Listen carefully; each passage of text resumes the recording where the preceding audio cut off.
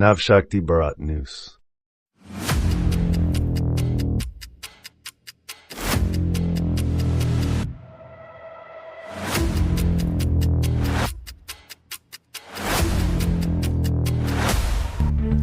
चलते हैं अगली खबर की ओर। आज देश भर में सूर्य उपासना के लोक आस्था के महापर्व को पूरे देश में हर्षोल्लास के साथ मनाया गया।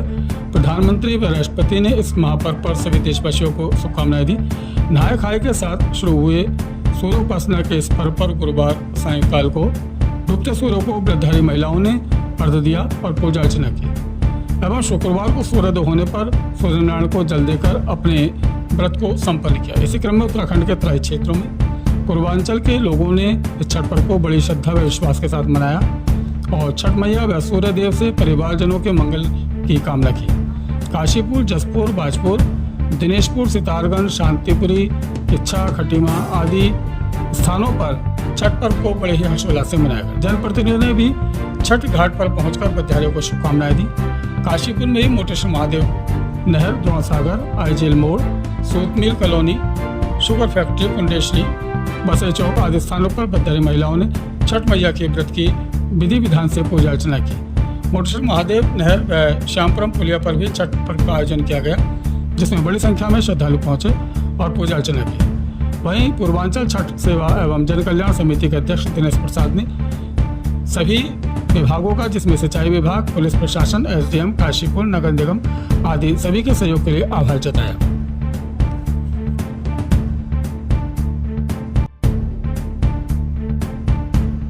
सबसे पहले तो आपके चैनल के माध्यम से सभी देशवासियों को, सभी क्षेत्रवासियों को छठ महापर्व की हार्दिक शुभकामना, बधाई देना चाहता हूं। और आप देख रहे होंगे कि पूरे देश में, दुनिया के अन्य देशों में भी जहां पूर्वांचल के लोग हैं, अपने भारत के लोग हैं, वहां भी छठ महापर्व मनाया जा रहा है। और यह पर्व बड़े ही श्रद्धा से मनाया जाने वाला पर्व है।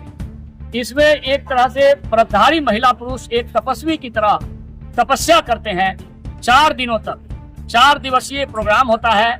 इस साल पहला दिन 5 नवंबर का था, जिसको नहाय खा कहते हैं। उस दिन स्नान करके एक समय भोजन ग्रहण करते हैं, उसके बाद पूरा दिन उपवास रखते हैं। दूसरे दिन खरना कहते हैं। उस दिन सुबह से ही कुछ भी नहीं लेते हैं, जल भी नहीं ग्रहण करते हैं। और शाम के समय साठी के चावल का खीर बनता है, आम की लकड़ी पर, मिट्टी के चूल्हे पर, जिसको प्रसाद के रूप में ग्रहण करते हैं। उसके बाद से आज भी उन्होंने जल भी ग्रहण नहीं किया होगा। डूबते हुए सूर्य को अर्घ दिया है और भगवान सूर्य देवता को अर्घ देने के बाद अब वो घर पे गई होंगी। बहुत सारे लोग यहाँ भी रुकेंगे, यहाँ देवी जागरण होता है रात भर। और कल पुनः प्रातः 4 बजे से जल में खड़े होकर पूर्ण सूर्योदय होने तक भगवान सूर्य की उगने की प्रतीक्षा करेंगे और भगवान सूर्य को अर्घ देंगे। और 4 दिवसीय ये प्रोग्राम होता है। कल पूरे सूर्योदय होने के बाद भगवान सूर्य को अर्घ देने के बाद व्रत का समापन होगा। उसके बाद प्रसाद ग्रहण करते हैं। और हमारे धर्म ग्रंथों में भी अनेकों प्रमाण हैं कि जिसने भी इस छठ महापर्व का व्रत किया है, अनेकों उनके जीवन की कठिनाइयां दूर हुई है, संतान प्राप्ति हुई है। ये महादेव नहर जो है, इस पर हर बार छठ पूजा का भव्य दिव्य कहना चाहिए पूजन होता है।